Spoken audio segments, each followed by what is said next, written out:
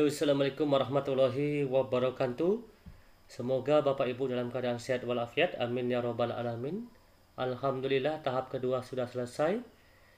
Kali ini kita akan membahas yaitu soal FR hari kedua dan ketiga matematika untuk tingkat SMP dan SMA. Yang akan kita bahas kali ini adalah mengenai tentang ruang lingkup dan pemahaman matematis. Kali ini akan kita kaji yaitu materi dan soal. Dengan cara ini, marilah kita belajar dengan mudah dan mudah memahami yaitu ruang lingkup dan pemahaman matematis. Kajian ini yaitu di luar dugaan bagi Bapak Ibu guru matematika. Ternyata di dalam soal di tahap kedua ini yaitu ada soal pedagogik yaitu mengenai tentang pemahaman matematis dan ruang lingkup. Seperti biasa, edukasi mohon dukungan dengan cara like, subscribe, dan share. Semoga kajian kali ini yaitu bermanfaat untuk kita semua. Oke, langsung saja kita lihat yaitu bentuk materi ruang lingkup dan kemampuan teknis pedagogik matematika ya. Ada beberapa ruang lingkup yang perlu kita ketahui bahwa kajian ruang lingkup ini yaitu yang perlu kita ketahui yang pertama yaitu mengenai tentang aljabar ya, ruang lingkup aljabar. Untuk ruang lingkup aljabar ini terdiri dari materi pangkat ya, akar, logaritma, fungsi komposisi, fungsi inverse, persamaan dan fungsi kuadrat, sistem persamaan linier, sistem persamaan tidak linier, program linier, suku banyak, matrik, barisan, dan deret. Berarti ada beberapa kajian materi yang termasuk di dalamnya yaitu di ruang lingkup bagian aljabar ya, yang pertama. Yang kedua yaitu ruang lingkup geometri dan trigonometri. Di sini ada beberapa materi yang di dalamnya yaitu salah satunya perbandingan trigonometri. Perbandingan trigonometri ini masuk ruang lingkup yaitu trigonometri. Kedudukan, jarak, sudut, dan ruang 3 dimensi ini masuk ke ruang lingkup geometri. Sedangkan yaitu aturan sinus, aturan kosinus ini masuknya ke ruang lingkup trigonometri. Persamaan lingkaran dan garis singgung lingkaran transformasi ini masuk ke ruang lingkup geometri. Jadi kita harus bisa membagi yaitu bagian-bagian materi tersebut ke dalam ruang lingkup. Yang ketiga yaitu kalkulus. Ruang lingkup kalkulus itu terdiri dari materi limit, turunan, dan integral. Berarti kalau untuk kalkulus ini ada 3 materi yaitu limit, turunan, dan integral. Ini masuk kajian dalam ruang lingkup kalkulus. Dan yang keempat yaitu statistika ya. Statistika ini materinya yaitu mengenai tentang seputar statistika dasar ya. Berarti ada materi yaitu statistika dasar, itu masuk ke ruang lingkup statistika. Dan yang keempat mengenai ruang lingkup peluang ya, peluang yaitu kaidah pencacahan ya, permutasi, kombinasi, dan peluang itu sendiri berarti masuk ke ruang lingkup peluang. Ini masih ada beberapa materi yang masuk ke ruang lingkup, namun ini sudah kita rangkum, sudah kita pilah-pilah yaitu mengenai tentang ruang lingkup. Berarti ada 5 ruang lingkup. Yang pertama yaitu aljabar, yang kedua geometri dan trigonometri atau geometri ini bisa kita pisah ya. Geometri tersendiri, trigonometri tersendiri, dan yang berikutnya yaitu kalkulus, yang keempat yaitu statistika, yang kelima yaitu peluang. Setelah kita memahami ruang lingkup ini, maka kita akan coba menjawab soal-soal yang keluar di tahap 2 kemarin, yaitu pada sesi 1, 2, dan 3 dan seterusnya ya. Mari kita lihat bentuk soal ruang lingkup tersebut. 1. Ini masih mengkaji tentang soal ruang lingkup. Tujuan pembelajaran ya. Peserta didik dapat menentukan limit fungsi trigonometri dan menyelesaikan masalah berkaitan dengan limit fungsi trigonometri. Di sini yaitu trigonometri ya, merupakan pembelajaran pada konten A. Aljabar, B. Kalkulus, C. Bilangan, D. Geometri, E. Pengukuran. Ya, kita perhatikan di sini yaitu peserta didik dapat menentukan limit fungsi trigonometri dan menyelesaikan masalah berkaitan dengan limit fungsi trigonometri. Nah, merupakan pembelajaran pada konten. Nah, ini masuk ke ranah ruang lingkup kalkulus. Berarti jawabannya yang benar adalah yang B, yaitu kalkulus. Nomor 2, masih mengenai tentang tujuan pembelajaran. Peserta didik dapat menjelaskan dan menentukan distribusi peluang binomial berkaitan dengan fungsi peluang binomial. Ya, dari kata kunci yaitu peluang. Nah, di sini merupakan pembelajaran pada konten. Udah tentu pasti yaitu jawabannya E, yaitu peluang, karena di sini kata kuncinya yaitu peluang. Oke, berikutnya nomor 3. Tujuan pembelajaran. Peserta didik dapat menentukan himpunan penyelesaian persamaan trigonometri.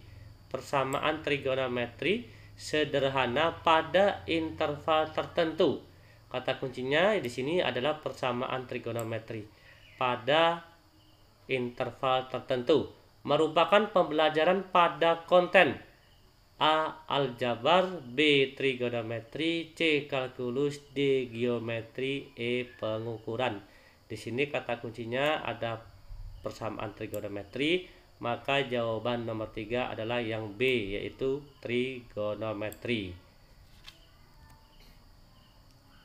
Nomor 4, tujuan pembelajaran peserta didik dapat menganalisis hubungan. Nah, di sini menganalisis hubungan antar lingkaran, garis singgung, persekutuan, dan luas daerah irisan dua lingkaran. Kata kuncinya di sini adalah pada lingkaran, garis singgung, persekutuan, dan luas daerah irisan dua lingkaran. Berarti kata kuncinya adalah lingkaran ya. Lingkaran dan garis singgung persekutuan pada lingkaran itu sendiri. Merupakan pembelajaran pada konten A. Aljabar, B. Kalkulus, C. Bilangan, D. Geometri, E. Pengukuran. Untuk nomor 4 ini maka jawabannya adalah ke geometri ya. Jawabannya adalah D, nomor 4. Nomor 5. Tujuan pembelajaran peserta didik dapat menjelaskan determinan dan inverse matriks. Ya, kata kuncinya determinan dan inverse matriks berurut 2x2 dan 3x3. Merupakan pembelajaran pada konten A. Aljabar, B. Kalkulus, C. Bilangan, D. Geometri, E. Logika. Kata kuncinya tadi adalah matriks ya, inverse matriks, maka jawabannya termasuk dalam konten aljabar, nomor 5. Nomor 6, Tujuan pembelajaran, peserta didik dapat menyajikan masalah yang berkaitan dengan integral tak tentu fungsi aljabar. Kata kuncinya adalah integral. Integral ini masuk ke ruang lingkup. A. Geometri, B. Pengukuran, C. Bilangan, D. Aljabar, E. Kalkulus. Maka jawabannya yang benar adalah yang E, yaitu masuk ke ranah lingkup kalkulus atau ruang lingkup kalkulus. Kita lanjutkan, yaitu mengenai tentang kemampuan teknis pedagogik matematis atau pemahaman matematis yang pertama ya. Yang kita kaji yang pertama mengenai tentang pemahaman. Beberapa hari yang lalu di soal seleksi tersebut ada pemahaman matematis, ada koneksi matematis, penalaran, ya, pemecahan masalah, logika, bermacam-macam. Akan kita kaji tuntas pada pertemuan hari ini. Yang pertama akan kita bahas yaitu mengenai tentang pemahaman matematis. Jadi pemahaman ini masih ranah dasar ya, atau C1 lah di taksonomi belumnya, di minimal di C1 lah, karena masih pemahaman. Mengenai tentang pemahaman matematis itu terdiri dari yang pertama yaitu mengidentifikasi, ya, mengidentifikasi konsep secara verbal dan tulisan, ini masuk ke pemahaman. Yang kedua membuat contoh dan non contoh penyangkalan, ini juga masuk ke pemahaman. Yang ketiga mempresentasikan suatu konsep dengan model, diagram dan simbol, juga masuk ke pemahaman. Mengenal berbagai makna dan interpretasi konsep, juga masuk ke pemahaman. Mengubah suatu bentuk, itu pemahaman. Membandingkan dan membedakan konsep-konsep, ya, ini juga masuk ke pemahaman matematis. Dan berikutnya yaitu mengidentifikasi sifat-sifat konsep dengan mengenal syarat-syarat yang menentukan suatu konsep. Mengidentifikasi ini juga masuk ranah ke pemahaman ya. Jadi kalau pemahaman matematis ini masih dasar, mengidentifikasi, membuat contoh, mempresentasikan, mengenal berbagai makna, mengubah suatu bentuk, membandingkan, itu masuk ke ranah kemampuan pemahaman matematis. Yang kedua mengenai tentang komunikasi matematis. Ya. Komunikasi matematis itu terdiri dari menghubungkan benda nyata, ya, menghubungkan. Berarti menghubungkan ini masuk ke komunikasi ya. Benda nyata, gambar dan diagram ke dalam ide matematika, menjelaskan ide, ini juga masuk ke komunikasi karena menjelaskan situasi dan relasi matematik secara lisan atau tulisan dengan benda nyata, gambar, grafik, dan aljabar ya. Menjelaskan ide secara lisan atau tulisan ini masuk ke ranah komunikasi matematis. Yang ketiga menyatakan peristiwa sehari-hari dalam bahasa atau simbol matematik, ini masuk juga menyatakan peristiwa sehari-hari, ini juga masuk ke komunikasi. Dan yang keempat yaitu mendengarkan, berdiskusi, dan menulis tentang matematika, ini juga masuk ranah ke komunikasi ya. Jadi kita harus paham ini. Berikutnya yang ketiga yaitu mengenai tentang konsep koneksi matematis ya.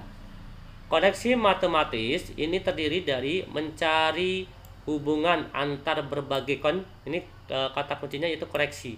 Berarti hubungan antar gitu ya. Mencari hubungan antar berbagai representatif konsep dan prosedur. Ya, berarti hubungan antar berbagai. Yang kedua memahami hubungan antar topik matematika. Ini ranah ke koneksi juga. Terus menggunakan matematika dalam bidang studi lain ya, menggunakan matematika dalam bidang studi lain. Ini koneksi antar bidang studi, koneksi atau kehidupan sehari-hari gitu ya. Terus memahami representatif ekuivalen konsep yang sama. Representatif ekuivalen ya, kesamaan. Terus mencari koneksi satu prosedur lain dalam representatif yang ekuivalen koneksi. menggunakan koneksi antar topik matematika dan antar topik matematika dengan topik lain, ya. Berarti masuk ke koneksi matematis, ya. Keempat, mengenai tentang penalaran matematis.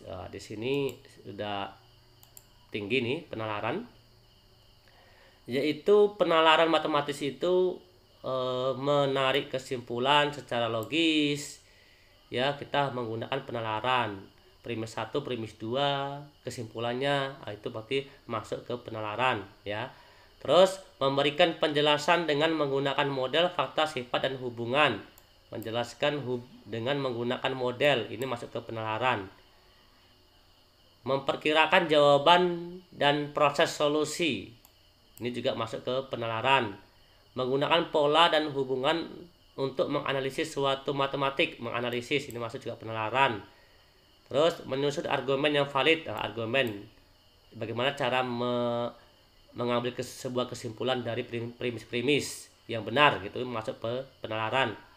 Terus menyusun pembuktian langsung, tak langsung, dan menggunakan induksi matematika, ini sudah jelas ke penalaran, ini materi logika ini, ya.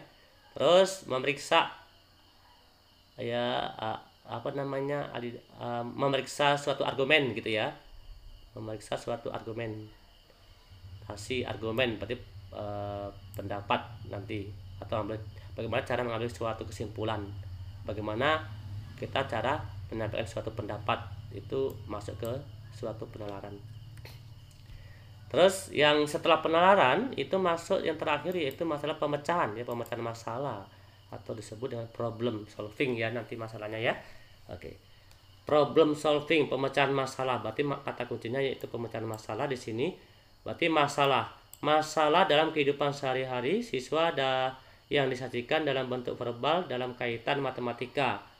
Terus yang kedua, masalah dalam memberikan, ya, kecepatan kepada siswa untuk melakukan penyelesaian dengan menggunakan berbagai prosedur, serta keterampilan matematik yang telah mereka pahami sebelumnya. Masalah berarti masuk ke pemecahan masalah. Sekarang kita masuk ke dalam bentuk soal. Mari kita kaji bersama. Ini mengenai tentang kemampuan teknis pedagogik matematika, ya, pemahaman di sini. 1. Tujuan pembelajaran. Peserta didik dapat menganalisis hasil data statistik dengan benar dari pengamatan data yang telah dilakukan. Di sini kata kuncinya yaitu menganalisis hasil data. Berarti hasil data, ya, dengan benar dari pengamatan data yang telah dilakukan. Untuk mengetahui keterampilan siswa dalam A. Berpikir matematis, B. Logika matematis, C. Penalaran matematis, D. Komunikasi matematis, E. Aplikasi matematis.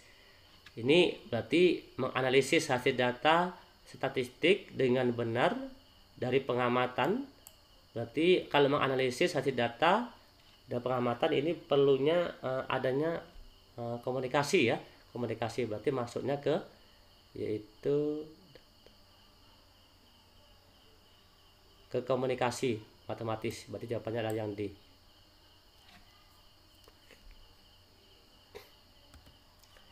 Yang kedua, tujuan pembelajaran peserta didik dapat memahami hubungan. Nah, di sini hubungan inverse fungsi, suatu hal yang berbeda, fungsi inverse dan komposisi fungsi, untuk mengubah satuan derajat Reaumur ke Fahrenheit.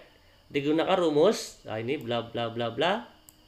Tentukan rumus untuk mengubah satuan derajat Fahrenheit ke derajat Reaumur untuk mengetahui keterampilan siswa dalam, nah di sini ada, yaitu memahami hubungan inverse fungsi, dua hal yang berbeda, yaitu inverse fungsi dan komposisi fungsi, ya, untuk mengetahui keterampilan siswa dalam. Maka jawabannya adalah koneksi, ya. Kita ini lebih condong ke koneksi matematika. Mengapa koneksi? Karena memahami hubungan berarti inverse, suatu hal yang berbeda, yaitu inverse dan komposisi. Berarti ini koneksi antara inverse dan komposisi. Maka jawabannya adalah C, yaitu koneksi matematis.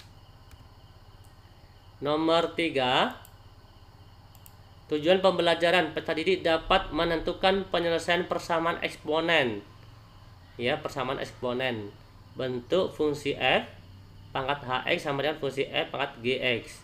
untuk mengetahui keterampilan siswa dalam di sini kan ini fungsi f dan fungsi f pangkat hx sama dengan fungsi fx pangkat gx. Ini nih kan kita perlu nih ya, fungsi f artinya ruas sebelah kiri ini harus sama dengan ruas sebelah kanan, dengan catatan apa? Apabila fungsi fx-nya ini 1 ya, dan pangkatnya juga 1, maka ruas sebelah kiri akan sama dengan ruas sebelah kanan. Itu syaratnya seperti itu. Maka hal seperti ini untuk mengetahui keterampilan siswa dalam yaitu penalaran ya, lebih ke penalaran. Jadi perlu dinalar untuk mengetahui bahwa ruas sebelah kiri sama dengan ruas sebelah kanan. Maka lebih condong ke penalaran matematis. Berarti jawabannya yang E, nomor 3. Nomor 4 sini yaitu tujuan pembelajaran peserta didik dapat menggunakan konsep matematika untuk memecahkan suatu masalah sehari-hari. Di sini tadi ada kata kuncinya yaitu konsep matematika memecahkan masalah dalam kehidupan sehari-hari. Untuk mengetahui keterampilan siswa dalam A. Koneksi matematis, B. Logika matematis, C. Berpikir matematis, D. Komunikasi matematis, E. Penalaran matematis. Nomor 4 ini yaitu lebih ke memecahkan masalah dalam kehidupan. Jadi dapat menggunakan konsep matematika untuk memecahkan masalah sehari-hari untuk mengetahui keterampilan siswa dalam. Nomor 4 ini lebih ke koneksi ya, koneksi karena hubungan konsep matematika untuk memecahkan masalah. Jadi ada koneksi menggunakan konsep matematika untuk memecahkan suatu masalah kehidupan sehari-hari. Berarti ada koneksi. Maka jawabannya adalah yang A, koneksi matematis. Nomor 5, tujuan pembelajaran peserta didik dapat menjelaskan ide, situasi dan relasi matematika secara lisan atau tulisan. Ini kata kuncinya yaitu secara lisan atau tulisan. Menjelaskan ide berarti sudah jelas. Untuk mengetahui keterampilan siswa dalam A.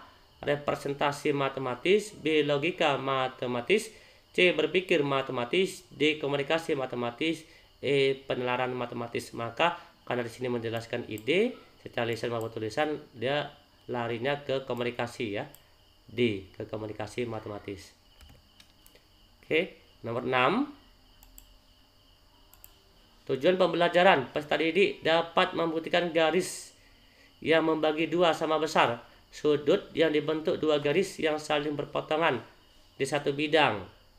Di sini membuktikan garis yang membagi dua sama besar sudut yang membentuk dua garis yang saling berpotongan di satu bidang.